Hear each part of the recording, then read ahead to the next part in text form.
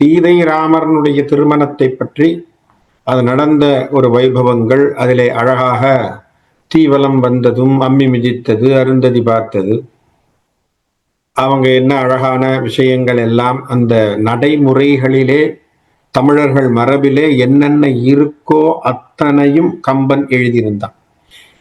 கம்பனுடைய காலத்தில் இருந்ததை சுட்டி காட்டியிருந்தான். இன்னொரு குறிப்பையும் சொல்லணும்னு சொன்னா, கம்பனுக்கு முந்திய நூலாகிய இளங்கோவடிகளினுடைய சிலப்பதிகாரத்திலேயே மறை சார்ந்த திருமணத்தை இளங்கோவடிகளார் பதிவு செய்கிறார். யாருக்கு? கோவலன் கண்ணகிக்கு. ஆகவே தமிழர் மரபை பொறுத்த வரைக்கும் வேதங்கள் முழங்க, அக்னி வலம் வந்து, அருந்ததி பார்த்து திருமணம் செய்வதும், திருநான் பூட்டுவது என்று சொல்லக்கூடிய திருமாங்கல்யம் பூட்டி நாம் செய்யக்கூடிய சடங்குகள், அதுல நம்ம பொரியள்ளி போடுறதுல இருந்து எழுதியிருக்கார் கம்பன். நான் உங்களுக்கு ஏற்கனவே சொன்னேன், பொரியள்ளி போடுற வரைக்கும் அவர் பேசியிருக்கார் என்று சொன்னால் கம்பன் அத்தனை முறைமைகளும் சரியாக எழுதியிருக்கிறார் அப்படிங்கிறது நமக்கு தெரியும். இப்போ அந்த படலத்தை நாம் படித்தோம். அந்த படலத்தில் இருக்கக்கூடிய பல சுவாரஸ்யமான விஷயங்களை நாம சிந்திச்சோம். கடிமண படலம் முடிஞ்சது. இப்ப அடுத்தது பரசுராம படலத்துக்குள்ள வரப்போம். இப்ப கல்யாணம்லாம் ஆயிப்போச்சு. எத்தனை நாள் மாமனார் வீட்டுல உட்கார முடியும் இல்லையா? தசரதனும் எத்தனை நாள் அங்கேயே இருக்க முடியும்? சம்பந்தி வீட்டிலே எத்தனை நாள் உட்கார்ந்து இருக்க முடியும்? நல்லா சாப்பாடு போடுறாங்க எல்லாம் இருக்க முடியுமா? ஏன்னா அயோத்தியிலே அவனுக்கு அலுவல்கள் இருக்கு. ஆகவே அயோத்திக்கு செல்ல வேண்டும் என்கின்ற எண்ணம் வர வேண்டும் இல்லையா? அதை பற்றியான விஷயங்களை பேச போகிறோம்னு கம்பன் ஒரு ஹிண்டா சொல்லி போன படலத்தை முடிச்சுட்டார். இப்போ இந்த படலத்துக்குள்ள வரும். இப்ப பரசுராமன் படலத்திலே முதல் பாட்டு, தான் ஆவது ஒரு வகையே நனி சனகன் ஒரு தயலும் நானாவிதம் உரு போகமும் நுகர்கின்ற அன்னாள் வாய். அந்த சனகன் என்று சொல்லக்கூடியவனுக்கு மகளாக பிறந்த சீதையும், தான் ஆவது அப்படின்னு சொல்லக்கூடிய தான் என்கின்ற வார்த்தை ராமனை குறிக்கின்ற ஒரு சொல்லாக வைத்து, அந்த ராமனும் என்ன செய்கிறார்கள்? இருவரும் ஜனகனுடைய அரண்மனையிலே இருந்து சுகபோகங்களை அனுபவித்து வருகிறார்கள். கல்யாணமாய் எத்தனை நாள்னு சொல்லல, நமக்கு இதுல குறிப்பு தெரியல, எத்தனை நாள்னு நமக்கு தெரியல. பங்குனியில கல்யாணம் ஆயிருக்கு. ஏன்னா பங்குனி உத்தரம் கல்யாணம் நம்ம பார்த்தோம். அதுக்கப்புறம் எத்தனை நாள் அங்க இருந்திருக்காங்கிறது நமக்கு தெரியல. ஆகவே சில நாட்கள் அப்படின்னா சில மாதங்கள் கூட இருந்திருக்கலாம். இருந்து சுகபோகங்களை அனுபவித்து, சுகபோகங்கள்லாம் என்ன நமக்கே தெரியும் இல்லையா? கல்யாணமான புது தம்பதிகளை ஒவ்வொருத்தங்க வீட்லையும் கூப்பிட்டு விருந்துக்கு கூப்பிட்டு புது துணி வாங்கி கொடுக்கறது, காசு கொடுக்கறது, அவங்க வீட்டுக்கு கூப்பிடுறது இல்லையா? அது ஒரு முறை நாமளும் பார்த்துருக்கோம். கல்யாணம் ஆகி ஒரு 3 மாசம் 4 மாசம் நமக்கு போதுமடா சாமி சாப்பாடுன்னு இருக்கும். அந்த மாதிரி எல்லாரும் கூப்பிட்டு விருந்த போட்டு நமக்கு சாப்பாடை கொடுத்து நிறைச்சி விட்டுருவாங்க. அப்போ அந்த மாதிரியான அதெல்லாம் போகங்கள். நல்லா ஞாபகம் வச்சுக்கோங்க, இவைகளெல்லாம் போகங்கள்.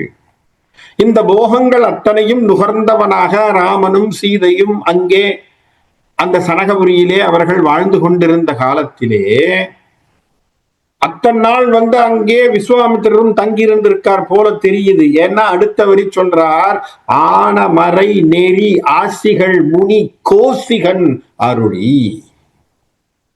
அப்ப என்ன பண்ணிருக்கா? அன்னைக்கு என்ன பண்ணார்? திடீர்னு விஸ்வாமித்திரர் சொல்லிட்டார், அப்பா ஆச்சு, நான் கிளம்புறேன், எனக்கு முடிஞ்சு போச்சு, வந்த நோக்கம் முடிந்தது. நல்லா ஞாபகம் வச்சுக்கோங்க. இதுக்கு மேல விஸ்வாமித்திரரை நாம் எங்கும் பார்க்க போறதில்லை ராமாயணத்தில். ராமருக்கு முக்கியமான ஒரு விஷயத்தை செய்து வைத்த ஒரு மாபெரும் முனிவனாக விஸ்வாமித்திரன் கௌசிகன் வந்தான். வில்வித்தைகளை கத்து தந்தான், பல அதிபலா மந்திரங்களை உபதேசித்தான், நல்லது கெட்டதை பேசினான், தர்மம் என்னங்கிறத சொல்லி கொடுத்தான், பிராக்டிக்கலா சொல்லி கொடுத்தான், தாடையை எதிரில் வச்சு இல்லையா? நல்லா யோசிச்சு பார்க்கணும். விஸ்வாமித்திரனுடைய ஒரு ஈடுபாடு, கதாபாத்திரம் என்பது பல விஷயங்களில் ராமனுக்கு புரிதலை தந்த ஒரு கதாபாத்திரம். பிராக்டிக்கலா தர்மம் என்னன்னு தெரியல, அவர் நிக்கிறார். என்னன்னா இவர் சொல்லி கொடுத்த வசிஷ்டர் சொல்லி கொடுத்த விஷயங்கள் தியரிட்டிகளா மனசுல இருக்கு. பொன்னை நம்ம எப்படி சாகடிக்கலாம், அம்பினாலே வில்லை போட்டு, வில்லை எடுத்து அம்ப போட்டு, பெண்ணா இருக்காளே, முதல்ல போர் செய்ய போறனே, கன்னியாக ஒரு பெண்ணை வதை செய்வது சரியா? அப்ப சொல்றாரு, ஆறி நிற்பது அறமன்று ராமா. ஏன்னா நீ படிச்சது வேற கண்ணா, பார்க்கறது வேற. நான் பல களங்கள் பார்த்திருக்கிறேன். நான் சத்திரியனாக இருந்தவன்.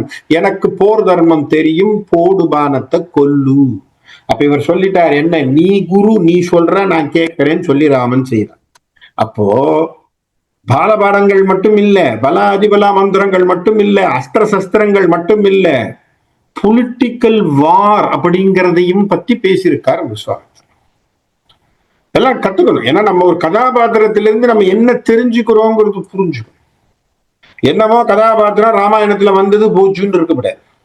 அப்ப இந்த கதாபாத்திரம் அவ்வளவு முக்கியமான விஷயங்களை அவருக்கு கொடுத்தது. ஏன் பின்காலத்திலே ராவணேஸ்வரனோடு யுத்தம் செய்வதற்கு அஸ்திர சஸ்திரங்கள் தேவை, கொடுத்துட்டார் இல்லையா? காட்டுல பல நாள் திரிய போற, அப்ப பல அதிபலா மந்திரம் உனக்கு வேணும், கொடுத்துட்டார். பாருங்க என்ன அழகான விஷயங்களை செட் பண்ணி பேஸ்மெண்ட கொடுத்திருக்காரு. கொடுத்தது மட்டும் இல்ல, புண்ணியத்தையும் சேர்த்தார் அகலிகை சாப விமோசனத்தின்படி. சாதாரணமா போயிருக்கலாமா இல்லையா? கல்யாணத்துக்கு தானே ஓலை வந்தது, நல்லா யோசிச்சு பாருங்க. கரெக்டா? ஜனகன் தன் பெண் ஜானகிக்கு திருமணத்தை செய்கிறேன்னு ஓலை வந்தது. இவர் ஓலையை எடுத்துக்கிட்டு எங்க போயிருக்கணும்? மிதிலைக்கு தானே சார் போயிருக்கணும். போற வழியில எதுக்கு சார் கௌதம முனிவருடைய ஆசிரமத்துக்கு போகணும்? அப்ப ராமனுக்கு ஒரு புரிதலை தருகிறான். என்ன? வாழ்க்கையிலே அறங்களிலே சில இடங்கள் பெண்கள் பலவீனப்பட்டு போய் விடுகிறார்கள். அப்பா, பெண்கள் பலம் இழந்தவர்களாக இருக்கின்ற பொழுது ஆணாக நீ நின்று தர்மத்தை காப்பாற்றி அவர்களுக்கு மறுவுரு தர வேண்டும் என்பதை விஸ்வாமித்திரன் சொல்லாமல் செய்தார். இதுதான் சார் பதியம். இதுதான் ராமனுக்கு மனதிலே பட்ட ஒரு பதியம்ங்கிறது நீங்க நல்லா ஞாபகம் வச்சுக்கோங்க. பின்காலத்துல இதுதான் அடிப்படை. வாலிக்கு வதம் செய்ததற்கும் காரணம் நல்லா ஞாபகம் வச்சுக்கோங்க. வாலி வதத்திற்கு காரணமும் அதுதான், ராவணேஸ்வர வதத்துக்கும் காரணமும் அது. பெண்ணுக்கு அநீதி இழக்கின்ற பொழுது ராமன் வருகின்றான் அந்த இடத்திலே, இல்லையா? இது விதை. அந்த விதையை யார் கொடுத்தது? விஸ்வாமித்திரர் கொடுக்கிறார். பேர்பட்ட கதாபாத்திரம் பாரு, எவ்வளவு இம்பார்ட்டன்ஸ் பாருங்க. கொடுத்தவர் அது மட்டும் இல்ல, நேரம் கூட்டிட்டு வர்றார். கூட்டிட்டு வந்து வில்ல உடைக்க வச்சு கல்யாணத்தை பண்ணி வச்சுட்டார். பிடி சீதை முடிஞ்சு போச்சு. இப்ப முடிஞ்சு போச்சு, அவர் கடமை முடிஞ்சது. பண்றார். ஆன மறை நெறி ஆசிகள் முனி கோசிகன் அருளி. தம்பதிகளை கூப்பிட்டார், வாங்கப்பா, வாங்க வாங்க வாங்க.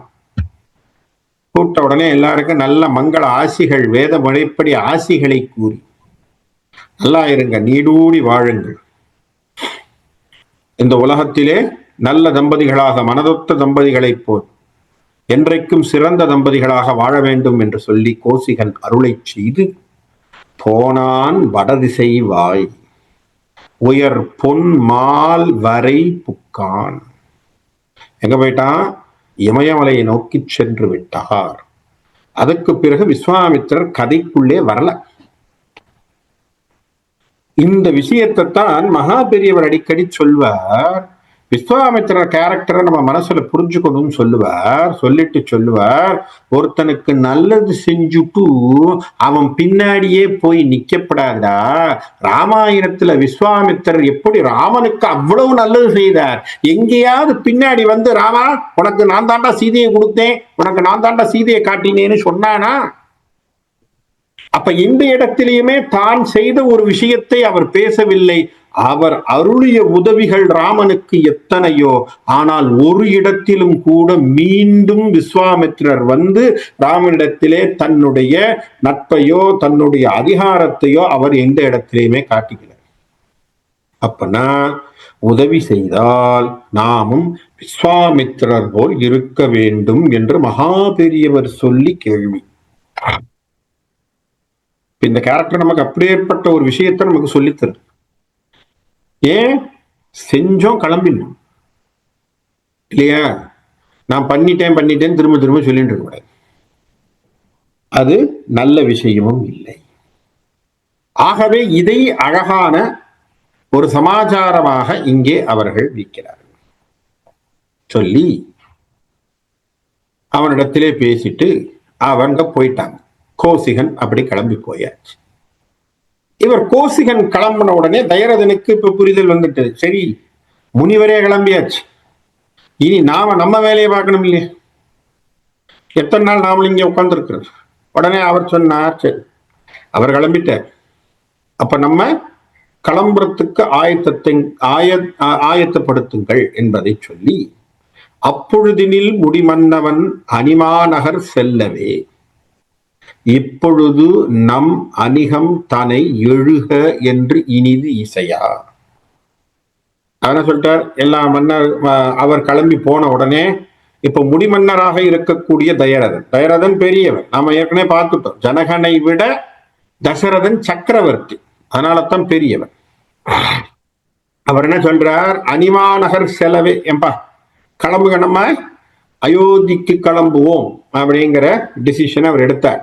அதனால நம்ம என்ன பண்ணோம், நம்முடைய அணிகங்களை எல்லாரையும் வாங்கப்பா எழுப்பிட்டு கொண்டு வாங்க என்று இனிது இசையா எல்லாரையும் கூப்பிட்டு, கைபோதகம் நிகர் காவலர் குழு வந்து அடி கதவ ஒப்பு ஓத அரு தேர் மீதினில் இனிது ஏறினான் உறவோன். அப்ப என்ன பண்ணாங்க, இவர் சொன்ன உடனே அழகான பெரிய ரதத்தை கொண்டு வந்து வச்சு ஜனகனிடத்திலே அவர்கள் விடைபெற்று கொண்டு, அந்த அரசகர் அவருக்கு பின்னாடி வந்த அரச கூட்டங்கள் எல்லாமே அவரை வழி அனுப்ப இவன் தேரின் மீது ஏறினான். அழகான தேரிலே ஏறி அப்படி வரான். இப்ப தசரதன் கிளம்ப போறான். சரியா, இத்தனை நாள் வரைக்கும் சீதையினுடைய ஒரு அழகினை பார்த்து கொண்டு, சீதையை ரசித்து, சீதை விளையாடியதை மிதிலை மாநகரத்தில் உள்ள அத்தனை பேருமே, சீதைங்கிறது அவ வீட்டு பொண்ணு இல்லையா, சீதைங்கிறது அவங்க வீட்டு பொண்ணு, அதனால அந்த பொண்ணுக்கு இப்ப கல்யாணம் பண்ணி மறு வீட்டுக்கு போறா.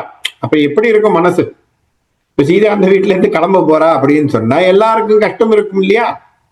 அப்ப மாநகரம் எப்படி இருந்தது, தன் மக்களும் மருமக்களும் நனி தன் கழல் தழுவ மண் மக்களும் அயல் மக்களும் வயின் மொய்த்திட மிதிலை தொல் மக்கள் தம் மனம் உக்கு உயிர் பிரிவு என்பது ஓர் துயரின் வன்மை கடல் புக உய்ப்பது ஒரு வழிப்புக்கனான் மறவோன். மறவோன் என்று சொன்னால் தசரதன். தசரதன் என்ன பண்ணானா, தன்னுடைய புதல்வர்கள், தன் மக்கள், மருமக்கள், மருமகள்கள் தன் கழல் நனி தழுவ அவனுடைய பாதங்களை வழங்குகிறார்கள். மண்மக்களும் அயல் மக்களும் வயின் மொய்த்திட, மற்ற அரசகுமாரர்கள் குடிமக்கள் எல்லாம் அவனுடைய பாதங்களை தொழுகிறார்கள், பக்கங்கிலே வந்து நிற்கிறார்கள். மிதிலை தொல் மக்கள், மிதிலையிலே இருக்கக்கூடிய பன்னெடுங்காலமாக வாழக்கூடிய பெரியோர்கள் மனம் நெகிழ்ந்து நிகழ்கிறார்கள்.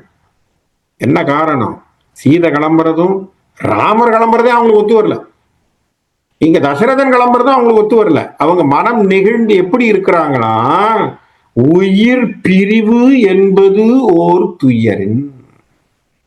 உடம்ப விட்டு உயிர் போச்சுன்னா எப்படி இருக்குமோ அது போல, ஐயோ என்னப்பா கிளம்புறாங்களாமே அப்படின்னு சொல்லி வருத்தப்பட ஆரம்பிச்சுட்டாங்க. யாரு, இப்ப பாருங்க, தசரதன் அப்ப எப்படி ஒரு நல்லவனாக இருந்திருந்தா, அவன் குணம் அவ்வளவு மேன்மையாக இருந்திருந்தால் தானே சார் போன இடத்துல கூட அவனுக்கு அந்த ரிசப்ஷன் கிடைச்சிருக்கு. யோசிச்சு பாரு இல்லையா. சில வீட்டுல போன உடனே இந்த ஆள் இன்னைக்கு கிளம்புவான்னு யோசிப்போம், ஐயோ வந்தாலும் வந்தாம்பா, நம்மளை போட்டு ஆட்டி படைக்கிறான் டெய்லி, என்னைக்கே இந்த ஆள் கிளம்ப போறான் அப்படின்னு நினைக்காம, ஐயோ கிளம்புறாரேன்னு நினைச்சு மக்கள், தொல் மக்களும், யாரு, மிதிலை தொல் மக்கள் தம் மனம் ஊக்கு உயிர் பிரிவு என்பது ஓர் துயரின். ஒரு உயிர் பிரிஞ்சு போச்சுன்னா என்ன தவிப்பு இருக்குமோ அந்த தவிப்பினை காட்டினார்களாம். வன்மை கடல் புக உயிப்பது ஒரு வழி புக்கனான் மரபு. அப்படி தெருவிலே எல்லாம் அப்படி எல்லாரும் ரொம்ப துன்பப்படுகிறார்கள். அவன் எல்லோருக்கும் பிரியாவிடை சொல்லிவிட்டு அவன் அயோத்திக்கு போகக்கூடிய வழியை அவன் தேர்ந்தெடுத்து அந்த நகரத்தை விட்டு கிளம்பான். அப்படி கிளம்பி வருகின்ற பொழுது என்ன அழகான காட்சிகள் பாருங்க. இப்போ ரதம் போகணும். எப்படி கேன்வாய் அப்படின்னு நம்ம இன்னைக்கு சொல்றோம். பிரைம் மினிஸ்டர் கேன்வாய் போகுதுன்னு சொல்றோம் இல்லையா? கேன்வாய்னா என்ன சொல்றோம்? முதல்ல யார் போறாங்க, பின்னாடி யார் போவாங்க, அதுக்கு பின்னாடி யார் போவாங்கலாம் சொல்லுவாங்க இல்லையா? அதை கம்பன் தன்னுடைய தசரதனுடைய கேன்வாயை சொல்றாரு. இங்க அழகா இதெல்லாம் தாங்க நம்ம கம்பன்ல ரசிக்கணும். இதெல்லாம் தாங்க அட்மினிஸ்ட்ரேஷன் சர்வீஸ்ல வந்திருக்கு பின்னாடி. இதெல்லாம் ஒன்றும் புதுசா எவனும் புதுசா கண்டுபிடிச்சிடல. இது எல்லாமே கம்பன் ரசித்து சொன்ன விஷயங்கள் எல்லாமே நம்முடைய பதிவுகள். சொல்றான், முன்னே நெடுமுடி மன்னவன் முறையில் செல்ல. யார் லீட் பண்ணணும்? Prime minister needs to lead. அப்ப யார் முதல்ல போகணும்? அயோத்தியினுடைய சக்கரவர்த்தி ஆகிய தசரதன் முன்னாடி போகணும் இல்லையா? அந்த வார்த்தை என்ன போட்டிருக்கான் பாருங்க. முன்னே நெடுமுடி மன்னவன் முறையில் செல்ல. அவன் தான் சார் முறை. அவன் தான் முதல்ல போகணும். வீட்டுக்கு தலைவன் இல்லையா? அவன் முறையில் செல்ல மிதிலை நன்மா நகர் உறைவோர் மனம் நனிப்பின் செல. முன்னாடி யார் போறான்? தயரதன் போய்கொண்டிருக்கிறான். அவனுக்கு பின்னாடி யார் போகிறாங்களா? மிதிலை மாநகர மக்களுடைய மனம் அவன் பின்னே செல்லுகிறது.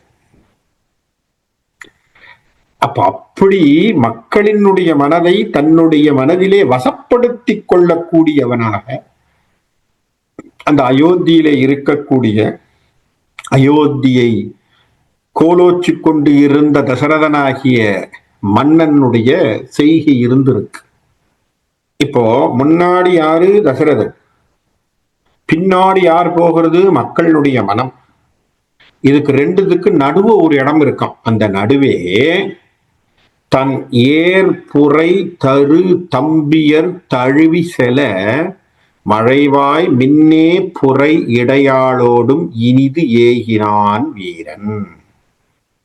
தன்னுடைய தம்பிகள் சூழ தன் பக்கத்திலே மின்னலை போன்ற இடையுடைய அந்த இடையை கொண்டவளாகிய சீதை பக்கத்தில் நிற்க அந்த ரதத்திலே ராமன் பின்தொடர்ந்து செல்கிறான். எங்க? நடுவுல இருக்கான். அப்பனா என்ன அர்த்தம்?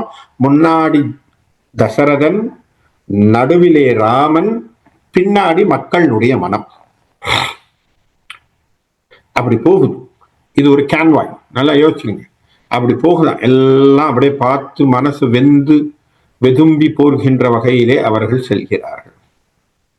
அப்படி போய்கொண்டிருக்கின்ற பொழுது அவன் மிதிலையை தாண்டி கொஞ்சம் வெளியில வர்றான்னு வச்சு வருகின்ற இடத்திலே, இதெல்லாம் ரொம்ப முக்கியமான விஷயங்கள். நம்ம இன்னைக்கு பேசுறோம். அந்த காலத்திலே வெளியில கிளம்பும் பொழுது, ஒரு நெடும் பயணம் செய்கின்ற பொழுது சகுனங்கள் என்கின்ற சில விஷயங்களை அவர்கள் பார்ப்பார்கள். இது முறைமை. என்ன காரணம் அப்படின்னா, நெடுந்தூர பயணம் போறோம். அந்த நெடுந்தூர பயணத்திலே நமக்கு தடைகள் வரக்கூடாது. யாருக்கும் உடம்பு கஷ்டப்படக்கூடாது இல்லையா? போறோம், திடீர்னு ஒரு நோய் வந்தது அப்படின்னு சொன்னா என்ன பண்றது? இல்லை ஏதோ ஒரு தட்டுப்பாடு ஏற்படுது, இல்ல போற வழியிலே போற நாடுகளின் நடுவிலே போர் ஏற்படுது. இதெல்லாம் அவர்கள் பார்ப்பாங்க, தவிப்பாங்க. அதுக்கு என்ன சொல்லுவாங்க? சகுனம் அப்படின்னு ஒரு இருக்கு. சகுனம் பார்க்கிறது அப்படிங்கிற ஒரு செயல் உண்டு. அப்ப தசரதன் போகின்ற பொழுது தசரதனுக்கு சில சகுனங்கள் தென்படும். அந்த சகுனத்தை பற்றி பேசப்போம். ஏகும் அளவையின் வந்தன. என்ன அப்படின்னா, போயிட்டு இருக்கும் பொழுது திடீர்னு பறவையினுடைய சகுனம் ஏற்படுது அவனுக்கு. வளமும் பலமும் மயில். மயில் வலப்புறத்திலே பறந்தது. இடமும் காகம் முதலிய முந்திய தடை செய்வன கண்டான். இந்த மயில் பறக்கிறது பிரச்சனை இல்லை, சரியா? வலப்பக்கத்திலே, வலம்னா நம்ம ரைட் ஹேண்ட் சைட்ல சொல்றோம், அதுல தப்பில்லை. அதுல மயில் பறக்குது, அதனால அது ஒன்றும் தப்பில்லை, பறவைகள் போறது. இப்ப பிரச்சனை என்ன அப்படின்னா, காக்கா இடப்பக்கத்துல பிறந்திருக்கு. இது ஒரு சகுனத்தினே அவர்களுக்கு ஏற்படக்கூடிய ஒரு சின்ன புரிதல் என்று சொல்லக்கூடிய ஒன்று. ஏன்னா இது சகுனம் பார்க்கின்றவர்களுக்கு பட்சி சகுனம் பார்க்கிற ஜோசியம்னு ஒண்ணு இருக்கு. இன்னைக்கு பட்சி சகுனம் பார்க்கிறது, பட்சி ஜோசியம்னு சொல்றது, அவைகள் பறக்கின்ற முறை, அது எப்படி பறக்குது, அதெல்லாம் பேஸ் பண்ணி ஒரு ஜோசியங்கள் ஒண்ணு குறிப்பு சொல்லுவாங்க. இப்ப நம்ம பார்த்துக்கிட்டு இருக்கோம், திடீர்னு படபடன்னு அடிச்சு பறக்கிறது, பயந்து பறக்கிறது, சாதாரணமா போறது, இதிலெல்லாம் ஒரு கணக்குகள் வச்சிருக்கிறாங்க. இன்ன பறவையை பார்த்தா என்னென்ன விஷயங்கள் என்பதெல்லாம் நமக்கு சகுனோபாசனம் அப்படிங்கிறதே ஒரு பெரிய நூல். இதெல்லாம் நம்முடைய ஜாதக தோஷியத்துல இருந்த ஒரு விஷயம். இப்ப அதெல்லாம் விட்டுட்டோன்னு வச்சுப்போம். என்ன காரணம்னா, இப்ப பல பறவைகள் அதுல இருந்தது இல்லை. காரணம் நம்ம கான்கிரீட் வாழ்க்கைக்குள்ள வந்தாச்சு. அதனால பல பில்டிங் எல்லாம் கட்டி பறவைகள்லாம் இல்லாத அளவுக்கு நம்ம பண்ணிட்டோம். அதனால இவைகள் இந்த சகுனங்கள் பார்க்கக்கூடிய விஷயங்களுக்குள்ள நம்மளால பெருசா பார்க்க முடியாது. ஆனா வலத்திலே மயில் பறக்குது, அவனுக்கு அதை பத்தி கவலை இல்லை.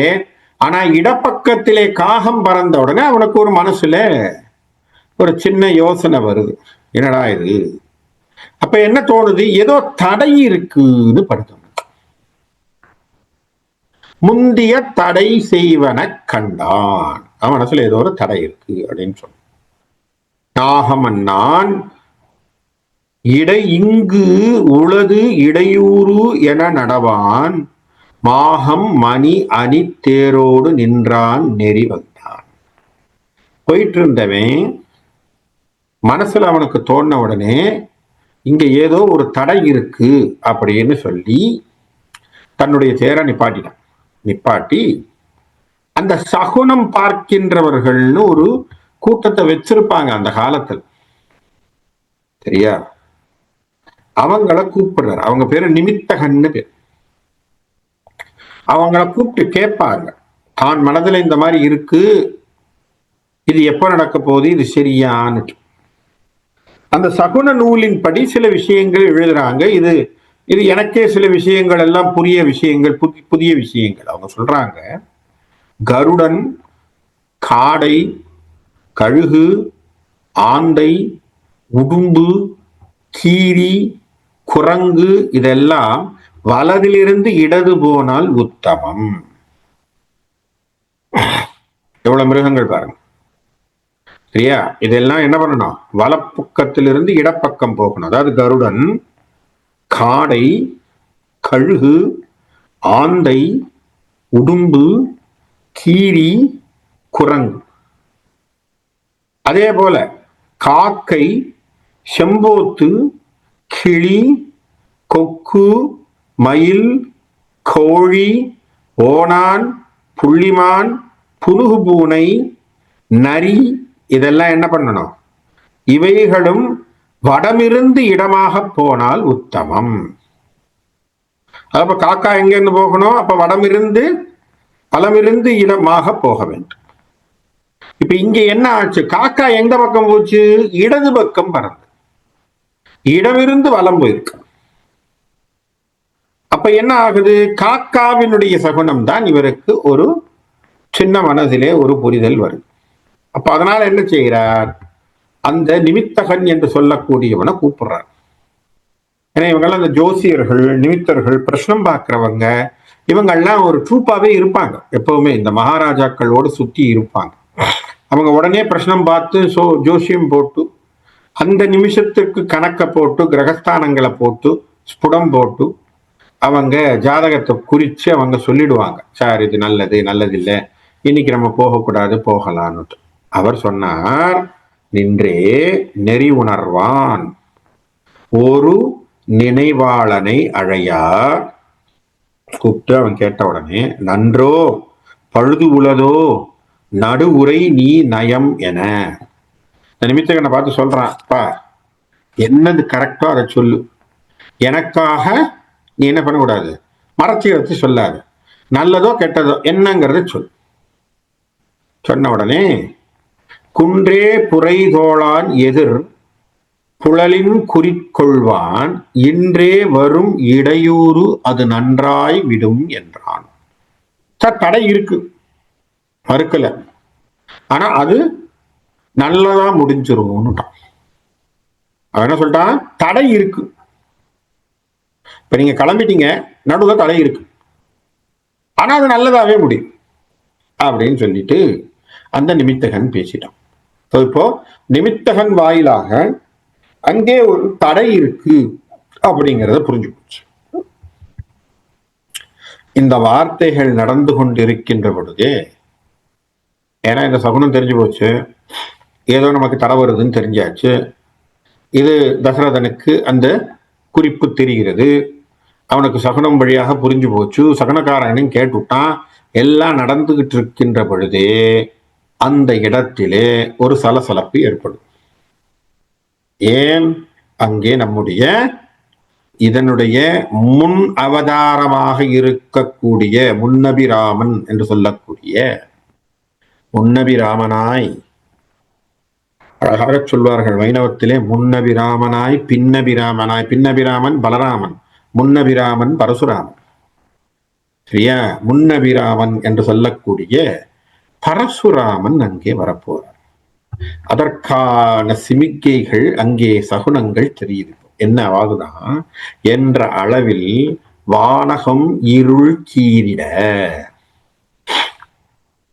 திடீர்னு ஆகாயத்துல என்ன ஆகுதான், பெரிய லெவல் அப்படியே பெருசா இருள் எல்லாம் செதஞ்சு ஓடுது.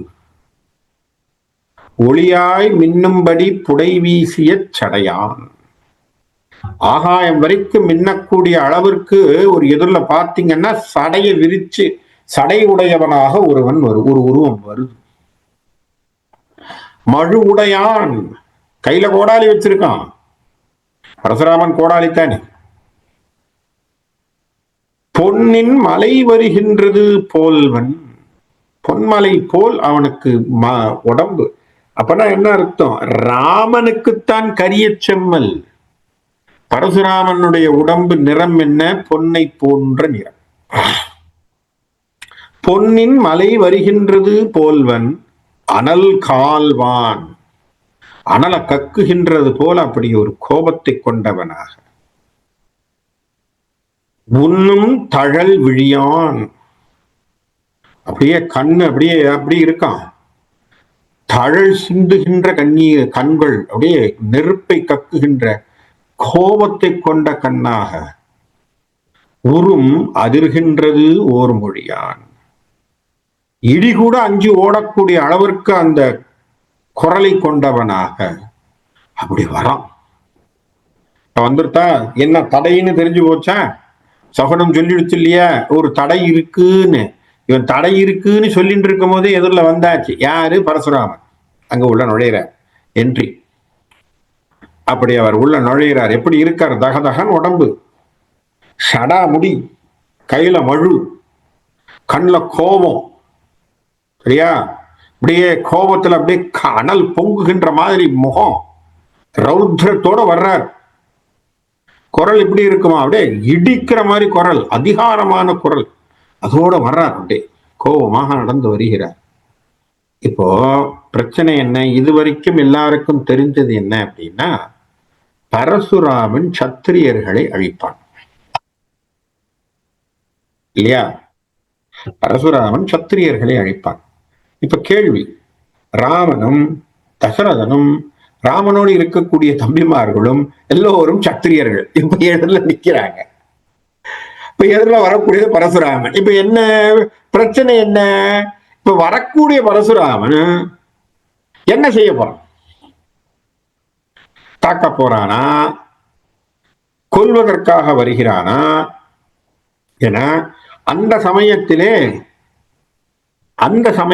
அங்க நடக்கின்ற வேளையிலே இது இவர் பண்ணுவாருங்கிறது தசரதனுக்கும் தெரியாது, யாருக்கும் தெரியாது. ராமருக்கு தெரியும், அவதார நோக்கம் கொண்ட ராமருக்கு தெரியல, ஆனா அவர் சொல்லல. ஏன்னா ராமர் அதுதான் பெரிய சூட்சமம். கம்பராமாயணத்திலே ராமனுக்கு தெரிந்ததாக ராமன் எங்கேயும் காட்டிக்கொள்ளவில்லை. கிருஷ்ணருக்கு அப்படி இல்லை. மகாபாரதத்துல பாத்தீங்கன்னா கிருஷ்ணர் முன்னாடியே பல விஷயத்தை சொல்லிடுவார்.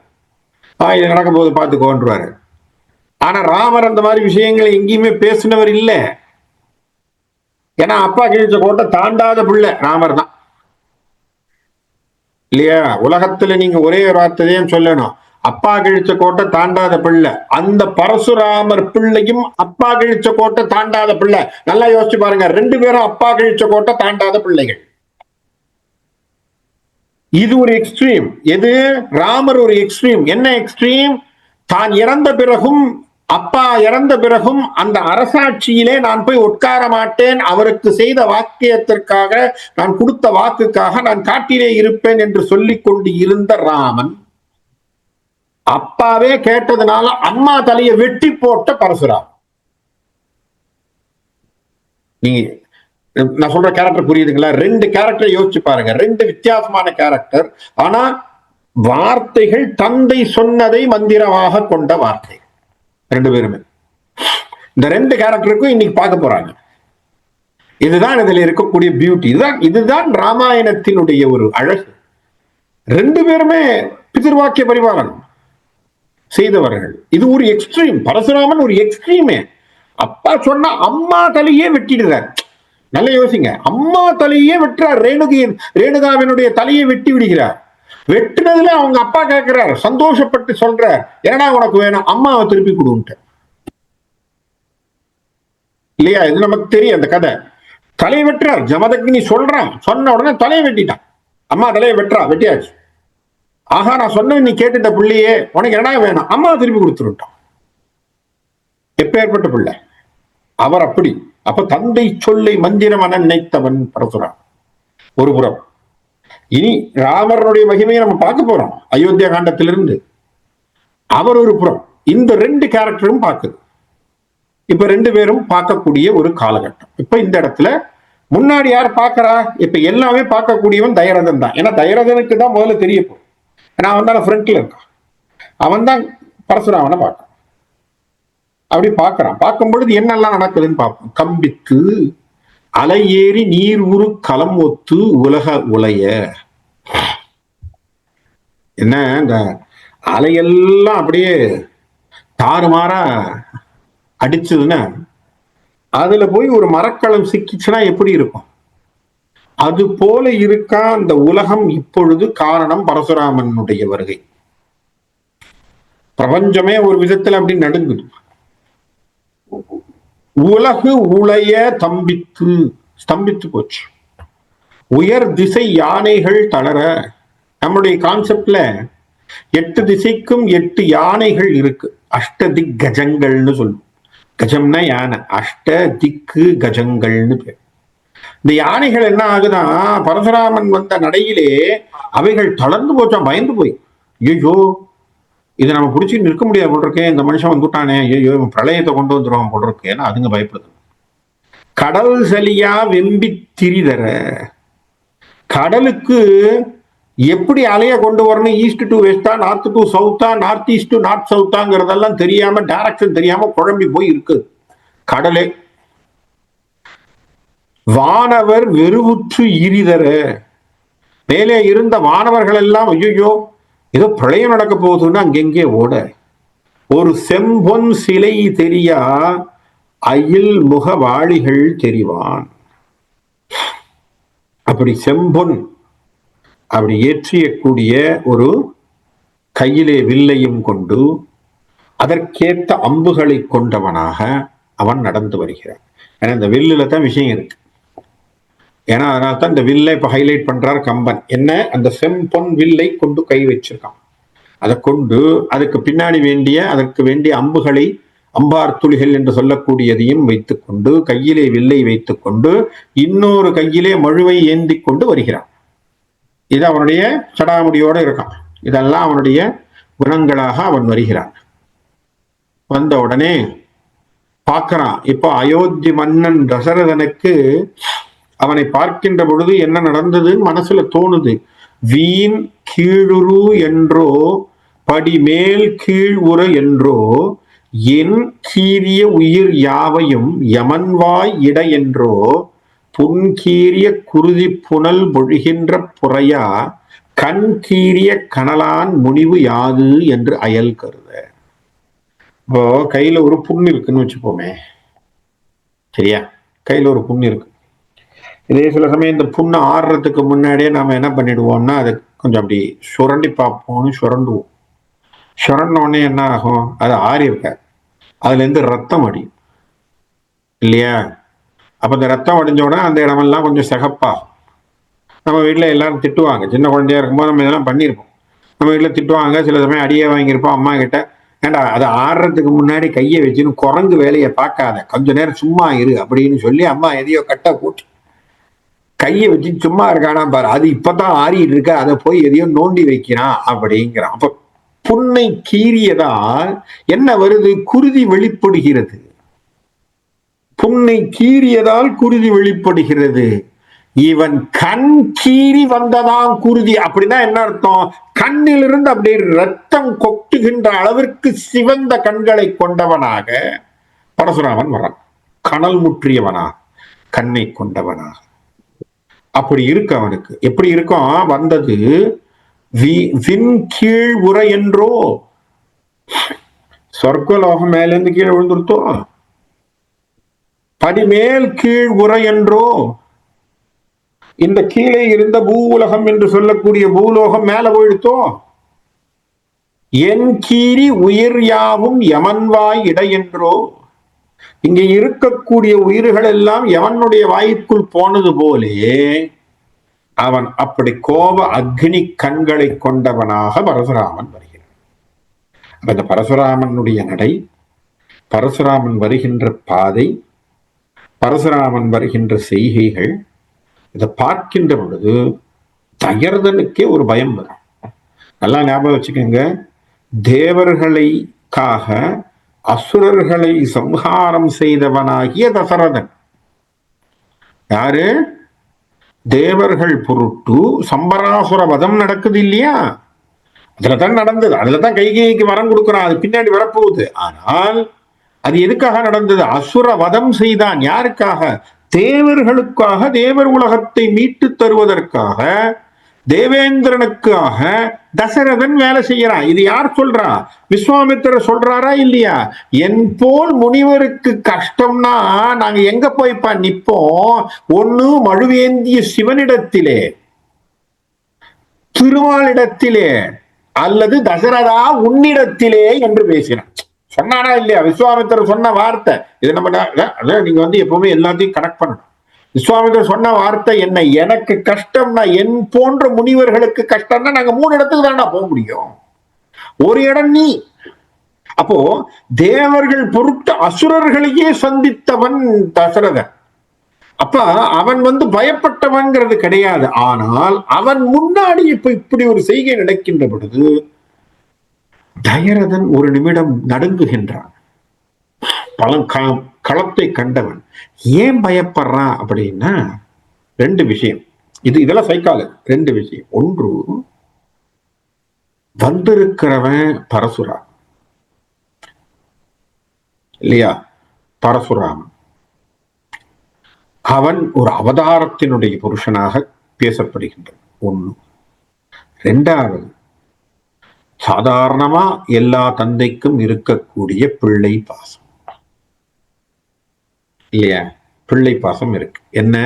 ஐயோ நம்ம 4 குழந்தைகளை கூட்டிட்டு நல்லபடியா போய் சேரணும் ஐயா, இவன் வேற நடுவுல வந்திருக்கானே, இவன் கையில ஏதோ கோபமா நிக்கிறானே, இவன் எதையும் செஞ்சிடப்படாதேன்னு இவன் மனசுல வேதனை. என்ன காரணம்? ஐயா, பிள்ளைகள் மட்டும் இல்ல, மருமகளையும் ஏத்திக்கிட்டு போறீங்க. நல்லா யோசிச்சு பாருங்க சார். அந்த குழந்தைகளுக்கு ஏதாவது ஒண்ணு ஆச்சுன்னா ஜனகன் சொல்லியிருப்பானா இல்லையா? ஏயோ உனக்கு துப்பு இல்லைன்னா நான் பின்னாடி சொல்லியிருப்பானா இல்லையா? வருமா இல்லையா? இதை வார்த்தை இப்ப நடுவில் நம்ம ரொம்ப பிராக்டிக்கலா பேசுவோம். நார்மலா இருக்கக்கூடிய டெண்டன்சில என்ன வரும்? ஏப்பா உன்னால முடியல என்கிட்ட சொல்லியிருக்க வேண்டியதானே, ஏன் எல்லையில நின்ன அங்கிருந்து ஒரு செய்தி சொல்லியிருந்த நான் வந்திருப்பேனப்பா, சொல்லியிருப்பானா இல்லையா? ஆனா பாருங்க, இதுதான் பெரிய கூற்று. ஜனகன் இதெல்லாம் நம்ம ரசிக்க வேண்டியது கம்பராமாயணத்துல பின்னாடி நடக்கக்கூடிய விஷயம் தான். ஆனாலும் சொல்றேன், சீதைக்கு இவ்வளவு கஷ்டங்க. சீதை அபகரிக்கப்பட்டு அவள் சென்றாள். சீதையோடு காட்டுக்கு ராமன் செல்கின்றான். ஜனகன் எதுவுமே பேசல. எங்கேயாவது வந்து சொன்னானா? வந்து மாமியார் மாமனார் கிட்ட தை குடிச்சு, கைகை யாரடி நீ, ரெண்டாம் தாய் தானடி நீ, என் பிள்ளைய எப்படி நீ காட்டுக்கு அனுப்பலான்னு ஏதாவது பேசினானா ஜனகன்? இதெல்லாம் தான் கதையில நம்ம யோசிக்க வேண்டிய விஷயங்கள். ஒரு கேரக்டர் ஜனகன் கடைசி வரைக்கும் எந்த வார்த்தையுமே சொல்லல பாருங்க, இல்லையா? வார்த்தையே சொல்லல, அவதூறு பேசல. அது ஜனகனுடைய ஒரு பெருந்தன்மை. ஆனாலும் மனசுல அவனுக்கு கஷ்டம் இருக்கு, எப்ப பயப்படுறான். தயரதன் எதுக்காக சொல்றான்? தயரதனுடைய வீரம் எங்கே? அவன் இந்த நிமித்தங்களை எல்லாம் பார்த்து, இந்த விஷயங்கள் எல்லாம் பார்த்து, பரசுராமன் எதிரில் வரக்கூடியதை பார்த்து ஒரு நிமிஷம் அவன் பயப்படுறான். அவன் மனதிலே ஒரு சின்ன அச்சம் ஏற்படுகிறது. அந்த அச்சத்திலே அவன் என்ன செய்ய போறாங்கிறத பார்ப்போம். வந்த உடனே போரின் மிசை எழுகின்ற ஒரு மழுவின் சிகை புகைய, தேரின் மிசை மலை சூழ் வரு கதிரும் திசை திரிய, நீரின் மிசை வடவை கனல் நெடுவான் உரமுடுக்கி, பாரின் மிசை வருகின்றது ஒருபடி வெண்சுடர் படரா. ஏதோ போர் உடைய நிமித்தத்தை போல், போர் ஏற்படக்கூடியதான ஒரு சமிக்கைகள் செய்யக்கூடியது போல் தொடர்கின்றது. அவன் கையில வச்சிருக்கக்கூடிய கோடலி, அப்படியே அவன் கையில வச்சிருக்கக்கூடிய கோடலி அவனுடைய அக்னியாக அவன் முகத்திலே தகிக்கக்கூடிய கோபம், இதையெல்லாம் பார்க்க எப்படி இருக்கான்? ஒற்றை சக்கரத்தை வைத்து கொண்டு மேருமலையை சுற்றி வருகின்ற கதிரவன் கூட இவனுடைய கோபத்தை பார்த்த மாத்திரத்தில் அது வழுக்கி இழுக்கி தடுமாறி போகுதான். எது? கதிரவனே தடுமாறுறான். கடல் நீர் என்ன ஆகுதான்? மேல வந்து எழும்பி ஐயோ தடுமாறி வேற பக்கமா ஓடுதான். சரியா? பூமியில் மேல் வந்து அவர் வந்து நடக்கக்கூடிய ஒரு சமாச்சாரம் அப்படியே எல்லா இடத்திலையும் வெம்மை பாய்கின்றது. அப்படியே கோப அக்னியினாலே எல்லா இடத்திலையும் வெண்மை தெரிகின்றது, பெருந்தீ தெரிகின்றது. அப்படியான உணர்வுகளை தசரதன் உணர்கின்றான். பாழி புயம் உயர் சிக்கிடை அடைய புடை படர, சூழி சடை முடி விண் தொட அயல் வெண்மதி தோன்ற, ஆழி புனல் எரி கால் நிலம் ஆகாயம் ஆழியும், ஊழி கடை முடிவில் திரி உமை கேழ்வன் ஒப்பார். இந்த உலகத்தை சம்ஹாரம் செய்கின்ற ஒரு மூர்த்தியாக இருப்பவர் ருத்ரன் என்று சொல்லக்கூடிய, சம்ஹார மூர்த்தி என்று சொல்லக்கூடிய சிவன். இவன் வந்திருக்கக்கூடிய அமைப்பையும் என தலையில் நான் ஏற்கனவே சொல்லிட்டேன், ஜடாமுடின்னு, சடை விரித்த கோலம், கையிலே மழு, இல்லையா? கையிலே மழு, இன்னொரு பக்கம் கையில வில்லு, எல்லாத்தையும் வச்சுக்கிட்டு கோப அக்னியோடு நடந்து வந்ததை பார்த்தால் இன்றைக்கு பிரளயம் ஏற்பட்டு உலகத்தை முடிக்கின்ற சிவபெருமானை போல அவன் காட்சியளித்தான். சரியா? சூழி சடைமுடி விண்தொட அயல் வெண்மதி தோன்ற, அவனுடைய சடைமுடிகள் அப்படி விரிந்து அப்படியே மேலே ஒரு சின்ன வெண்மதி தோன்றுகின்றது போல், ஆழி புனல் எரி கால் நிலம் ஆகாயம் ஆழியும். அப்ப 5 பஞ்சபூதங்களும் ஒருவனிடத்திலே ஒடுங்கக்கூடியவனாக இருக்கக்கூடிய ரௌத்ரமூர்த்தியான, பிரளயங்கர மூர்த்தியாக இருக்கக்கூடியவனாகிய சிவபெருமானுக்கு ஒப்பாக இவனுடைய உருவம் தெரிந்தது. அவனை பார்த்த அந்த எண்ணங்கள் அவன் மனசுல ஏற்படுது. துயிற்று கடல் மாநிலம் அடைய தனிப்படரும் செயிர் சுற்றிய படையான், அடல் மர மன்னவர் திலகன் உயிர் உற்றது ஓர் மரம் ஆம் என, ஓர் 1000 உயர்த்தோள் வைரப் பனை துணிய தெடுவடிவாய் மழுவுடையான். அது அவனுடைய இன்னும் பல தோற்றங்களை, அவன் நின்றிருக்கக்கூடிய கோலங்களை, அவருடைய அழகான அந்த பரசுராமனுடைய ஒரு கோபத்தை எல்லாத்தையும் அப்படி சொல்லக்கூடியதான விவரங்களை சொல்றார். அப்படியே இந்த கடல் முழுவதும், கடல் இந்த நிலங்களை சூழ்ந்திருக்கக்கூடிய கடல், அது எதுவுமே எந்த துணையும் இல்லாமல் போகக்கூடிய அளவுக்கு அப்படியே நிற்கக்கூடியதாக, பல சேனைகளை உடையவனாக இருக்கக்கூடியவனாக இருந்த கார்த்தவீரியார்ஜுனன் என்று சொல்லக்கூடிய மன்னனை அழித்தவன் யாரு? பரசுராமன். இந்த கார்த்தவீரியார்ஜுனனுக்கும் தான் ஜமதக்னிக்கும் தான் சண்டை நடக்கும். ஜமதக்னியினுடைய இடத்திலே கார்த்தவீரியார்ஜுனன் வந்து ஜமதக்னியினுடைய ஆசிரமத்திலே இருந்த மாட்டினையும் அந்த சமாச்சாரம் எப்படி இந்த விஸ்வாமித்திரருக்கும் அவருக்கும் நடந்த மாதிரி தான் இங்கேயும் நடக்கும், வசிஷ்டருக்கும் இவருக்கும் நடந்த மாதிரி.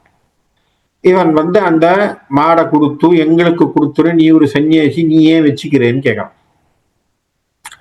இவர் வேண்டான்னு முடியாதுன்னு சொல்லிவிட்டார். சொன்ன உடனே இவர் என்ன பண்றான், தன்னுடைய பிள்ளையை அனுப்பி தூக்கிட்டு வாங்குறான்.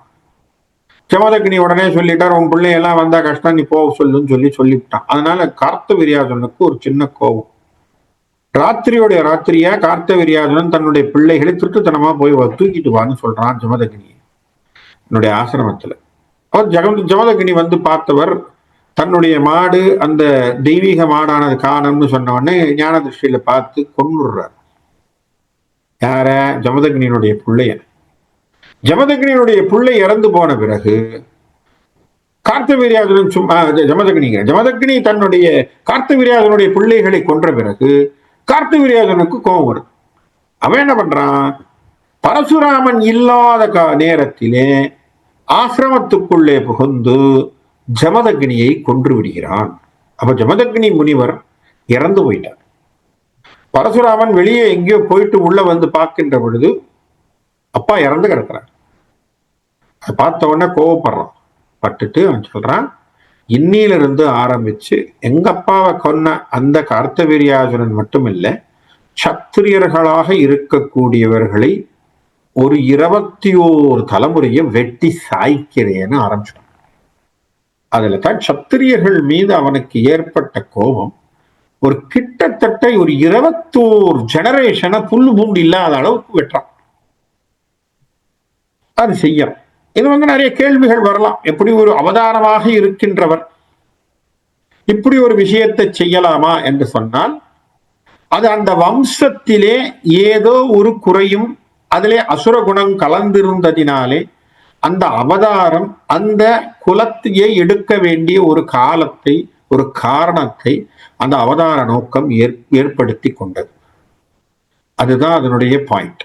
பரசுராமர் ஏன் மழுவை ஏந்தி அத்தனை பேரை வெட்டினார், அப்ப அவர் வெட்டுறது சரியா அப்படிங்கிற கேள்வி வந்தா அதுக்கான ஒரு பதில் அந்த குலத்தோடு, அதாவது கார்த்தவீரியார்ஜுனோடு சம்பந்தப்பட்ட அந்த குலத்திலே அசுர குலம் கலந்து அசுரர்கள் மேல்படக்கூடிய இடங்கள் வந்ததினாலே அந்த சத்திரிய குணங்களை கொண்ட அந்த அசுர குணங்கள் மேலோங்கிய சத்திரியர்களை தான் துவம்சம் செய்வேன் என்கின்ற சபதத்தை பரசுராமன் ஏற்று அந்த இடத்துல துஷ்ட நிகிரகம் என்று சொல்லக்கூடிய விஷயத்தை அவர் பண்ணியிருக்கார். இதுதான் அதனுடைய பொருள், பின்னாடி இருக்கக்கூடிய பொருள். இப்ப இந்த விஷயத்தை அவர் செஞ்சு முடிக்கிறார். இப்ப இதை இந்த இடத்துல கம்பன் சுட்டி காட்டுறான். அப்படி உயர்ந்த தோளை உடையவனாக, பெரிய மழுவை கொண்டவனாக, எல்லா இடத்துலயும் அவர் கையில இந்த மழுவை வச்சுதான் கொண்டார். இந்த மழுவை வைத்துத்தான் அத்தனை பேரையும் கொன்னு அந்த சமாச்சாரங்களை அவர் நிலைநிறுத்தினார். அப்ப 21 ஜெனரேஷனை பண்ணியிருக்கார். அந்த அளவுக்கு கோபக்காரனாக இருந்தவர். இதெல்லாம் மனசுக்கு வருது இப்போ. யாருக்கு? நம்முடைய தசரதனுக்கு இவைகள் எல்லாம், இந்த கதைகள் எல்லாம் மனசுக்குள்ள வருது. என்ன, இவர் இந்த மாதிரி கார்த்தவீரியார்ஜுனன் என்று சொல்லக்கூடிய ராஜாவினுடைய குடும்பம், அந்த வம்சத்தை எல்லாம் அடிச்சவன். நிருபருக்கு ஒரு வழி வற்றிட நிலமன்னர் குலமும் கரு அற்றிட மழுவால் கெடுகளை கட்டு உயிர் கவர. சோ அரசர்களுக்கெல்லாம் ஒப்பற்றவனாக இருந்த, அரசர்களுக்கெல்லாம் தலைவனாக இருந்த கார்த்தவீரியார்ஜுனனுடைய செய்கைக்காக கோபப்பட்டு அந்த அசுரகுலம் முழுவதுமே அழிக்கின்றவனாக கரு அறுக்கின்ற வேலையை எவ்வளவு சொன்னா 21 படிகால் என்று பேசுகிறார். 21 படிகால் அப்படின்னா என்ன அர்த்தம்? 21 ஜெனரேஷனை தூக்கிடும். இமிழ் கடல் ஒத்த அலை எரியும் குருதி புனல் அதனில் புக மூழ்கி தனிக்குடையவன். அப்படியே இந்த என்ன சொல்றது, அப்படி வெட்டி அத்தனை பேரையும் சாச்சு அதுல இரத்த வெள்ளம், அதுல மூழ்கி நின்று நீராடுபவனாக பரசுராமன் இருந்தான். இதை பார்த்தோம்னா நம்ம நம்ம கதையை இதை சொன்னோம்னா நம்ம மக்கள்லாம் என்ன நினைச்சுப்பாங்க, இதை இன்னைக்கு இருக்கக்கூடிய மாடர்ன் ட்ரெண்ட்ல ஏதோ சைக்கலாஜிக்கலி சேலஞ்சு பர்சன் பரசுராமன் இல்லையா, ஏதோ சைக்கோ கில்லர் போல 21 ஜெனரேஷனை கொண்டு இருக்கான் அப்படிங்கிறதெல்லாம் பேசுவாங்க. ஏன்னா கதையினுடைய போக்கு மட்டுமல்ல, அவதாரத்தினுடைய நோக்கை இன்றைக்கு மாடர்ன் ட்ரெண்டில் பேசுற அளவுக்கு நம்மளால அதை சுருங்கி சொல்லுவதுங்கிறது கஷ்டம். காரணம் என்னன்னா, அதனுடைய கருத்து சிம்பிள். என்ன, சத்திரிய ரேஸ்ல சத்திரியராக இருக்கக்கூடியவர்கள் குணம் பிழந்து போனால் அசுரகுணத்தன்மை கொண்டவனாக இருப்பான் என்று சொன்னால் அவன் சத்திரியனாக இருக்க லாய்க்கில்லை. ஏன்னா ஒரு ராஜா எப்படி இருக்கணும் ரொம்ப முக்கியம் இல்லையா? ஒரு ராஜாங்கிறவனுடைய தன்மை எப்படி இருக்கணும்? அந்த தன்மை கெட்டவனாக இருந்தான் என்று சொன்னால் அவர்கள் இருந்து பிரயோஜனம் இல்லை, அவர்கள் இருப்பதை விட சாவது மேல் என்று சொல்லி முடிவெடுத்து பரசுராமன் அந்த 21 ஜெனரேஷன் தூக்குறான். இதுல ஒரு கணக்கும் ஒண்ணு இருக்கு. என்ன அப்படின்னா, ஒரு டிஎன்ஏ செய்யக்கூடிய தவறு 21 ஜெனரேஷனை தாக்கும். ஒரு டிஎன்ஏல இருக்கக்கூடிய டிஃபெக்ட், ஒரு ஜீன்ல இருக்கக்கூடிய டிஃபெக்ட் என்ன ஆகுது, 21 ஜெனரேஷன் தாக்கு. அந்த கணக்கை அவர் வச்சிருக்காரு. ஏன் 21 நிறுத்திட்டாருன்னா அதுதான் காரணம். அதுக்கப்புறம் வரக்கூடிய ஜெனரேஷன் கரெக்டா இருக்கும். ஏன்னா அந்த டிஃபிஷியன்சிக்குள்ள வராது. புரியுறதா உங்களுக்கு? இதை எடுக்கிறான். இதெல்லாம் சயின்ஸ், இதையும் கொண்டு வரலாம். அப்ப கமை ஒப்பது ஒரு தவமும் சுடு கனல் ஒப்பது ஒரு சினமும். சார் ஒரு நிமிஷத்துல அந்த ஆளை பாத்தீங்கன்னா ரொம்ப பொறுமையா இருப்பார் பரசுராமன். எப்போ அம்மாவே வெட்டுன்னு சொல்லும் போது பொறுமையா செஞ்சார். இன்னொரு பக்கத்துல சுடு கனல் ஒப்பது ஒரு சினம். அடுத்த நிமிஷம் எப்படி இருக்காராம், கோப அக்னியை கொண்டு கொள்ளக்கூடியவனாக இருக்கிறான். Is a man of two extremes. பாத்தீங்களா, ரெண்டுத்தையும் கம்பனே விவரிக்கிறானா. கமை ஒப்பது ஒரு தவம். அவனுடைய தவத்திற்கு பூமாதேவியே சான்று. அந்த அளவுக்கு தவத்தை கொண்டவன், பொறுமை சார், பொறையுடைமைன்னு சொல்ற மாதிரி. ஆனா அதே இந்த பக்கத்துல வந்தீங்கன்னா சுடு கனல் ஒப்பது ஒரு சினம். அதே கோபம் வந்தோன்னா அப்பேற்பட்ட கோபம். சமய பெரிது உடையான் நெறி தள்ளுற்று இடைகளரும் அமையத்து உயர் பறவைகள் இனிது ஆறு ஆம் வகை சீரா சிமய கிரி உருவ தனி வடிவாளிகள் தெரிவான். அப்படி அழகாக பொருந்தக்கூடியவனாக அப்படி எதிரில் வரான். அவனை பார்க்கின்ற பொழுது என்ன ஆகுனா, அவன் நடக்கின்ற நடைய, அவனுடைய சமாச்சாரங்கள் எல்லாம் பார்த்து தயரதன் மனதளவிலே கொஞ்சம் சோர்வுடையல், ஒரு பயம் இருக்கு அவன் மனசில். இவன் கையில இருக்கக்கூடிய அம்புகள், அவன் கையில வச்சிருக்கக்கூடிய வில், அவன் கையில வச்சிருக்கக்கூடிய மழு, அவன் முகத்தில் தெரியக்கூடிய கோபம், அவன் கண்களில் காட்டக்கூடிய சீற்றம், கர்ஜித்து கொண்டு வரக்கூடிய அந்த நடை உடை, இது எல்லாம் அங்கே இருக்கக்கூடிய தயரதனுக்கு மனதிலே ஒரு சோர்வையும் ஒரு சின்ன பயத்தையும் தந்து கொண்டு இருக்கு. இதை சொல்லக்கூடிய விடயங்கள் தான் இந்த இடத்துல எல்லாம் கம்பன் அழகாக இந்த விஷயங்கள் எல்லாம் போடுறார். அப்படி போட்டுட்டு வர்றார். வந்த உடனே சயம் புக நிமிர் அக்கடல் தழுவும்படி சமயவான் மயன் உயர் மலை நூறிய மழுவாளன் வந்தான் அயன் தனை அரிதின் தரும் அரசன் அது கண்டான் வெயன் வர நிபம் எனை கொள் என வெய்துறும் வேளை. அதை பார்த்த உடனே அங்கே என்ன ஆச்சு, இவன் என்ன வேலையா வந்திருக்கானோ அப்படிங்கிற எண்ணம் கொண்டவனாக தயரதன் அப்படியே அவனை பற்றியான ஒரு யோசனையிலே வருகின்றான். அவன் வருகின்ற பொழுது அவனுடைய வெப்பம் மூச்சானது இவங்களுக்கெல்லாம் தாக்கக்கூடிய அளவிற்கு அவனுடைய மூச்சு தெரியுது. அவனுடைய வெப்ப மூச்சு எப்படி இருக்கான், வெய்துறம் வேளை. அவன் மூச்சு விடுறான். இந்த வெப்ப மூச்சு அப்படியே இவனை வந்து தாக்குகின்ற வகையிலே இருக்கும். சரியா? அது மட்டும் இல்ல, இங்க ஒரு இடத்துல அவருடைய சமாச்சாரங்கள் எல்லாம் செய்யறோம். அப்ப அவருடைய சமாச்சாரங்கள் இன்னொன்னு என்ன சொல்றாங்க, இவன் என்ன பண்றான், தன்னுடைய காலத்திலே 21 ஜெனரேஷன் கொண்ட பிறகு அவனுக்கு முழு நிலமும் அவனுக்கே சொந்தமாயிடுச்சு. இந்த உலகம் முழுவதுமே பரசுராமனுடைய அடிக்கு வந்தாச்சு. ஏன்னா எல்லா அரசர்களும் தான் போயாச்சு. அப்போ பரசுராமன் இடத்திலே தான் இந்த முழு பூமியும் வருகின்ற பொழுது காசியப முனிவரை கூப்பிட்டு அத்தனை நிலத்தையும் தன்னுடைய நிலங்கள் அத்தனையும் அவருக்கு தானமா கொடுத்துட்டு, சரியா, தானமா கொடுத்துட்டு இவர் என்ன பண்றார், தான் இனிமே போய் தவத்துல இருக்க போறேன்னு சொல்லி தன்னுடைய கோடாலியை தூக்கி எறிகிற. தன் கோடாலி தூக்கி எறிகின்ற பொழுது அந்த கோடாலி பட்ட இடம் வரைக்கும் ஒரு கடல்ல போய் விழுது. கடல்ல தூக்கி எறியும் பொழுது அந்த கோடாலி போய் பட்ட இடத்திலே பட்ட இடம் வரைக்கும் நிலமாக வெளியில வந்துருச்சு. அதுக்கப்புறம் கடல் நிற்குது. அந்த நிலமாக இருக்கக்கூடிய இடத்தை பரசுராம கஷேத்திரம்னு பேசுறோம். அதுக்கு பேர் இன்றைக்கு கேரளம் என்று சொல்லக்கூடிய நாடு. கேரளா என்று சொல்லக்கூடிய நாடு, அதுதான் பரசுராம கஷேத்திரம். அங்க பரசுராமர் போய் உட்கார்ந்து கொண்டு தவங்களை மேற்கொண்டு, அதுல தான் அவர் என்ன பண்றார், பரசுராம கல்பதரு அப்படிங்கிற ஒரு புஸ்தகத்தை எழுதுறார்.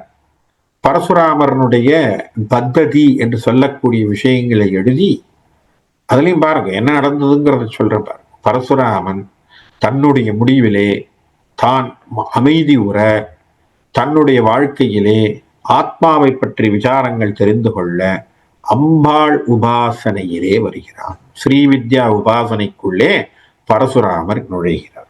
அதனால இன்னைக்கு நீங்க போனீங்கன்னா காமாட்சி அம்மன்னு சொல்லக்கூடிய காஞ்சிபுரத்திலே செய்கின்ற பூஜா பத்ததிகள் அப்படின்னு சொல்லுவோம். அப்படின்னா இந்த மேருவை வச்சு அதுக்கு எப்படி பூஜை பண்றது, சங்கு தீர்த்தங்களை வைத்து அம்பாளுக்கு எப்படி பூஜை பண்றது அப்படிங்கிறது எல்லாமே பரசுராம சாஸ்திரம், ஸ்ரீவித்யா சாஸ்திரத்திலே பரசுராமன் என்ன பூஜை முறைகளை சொன்னாரோ அதைத்தான் இன்றைக்கும் காஞ்சிபுரத்திலே செய்து கொண்டிருக்கிறார். புரியுதா? அப்ப அந்த அளவுக்கான ஒரு சாக்த உபாசகனாக பரசுராமன் மாறுகிறான். அது எப்ப நடக்குது, இனி நடக்குது. எப்ப நடக்கும் போது ராமர் இவரை தூக்கி அடிச்சிடுவார் இல்லையா?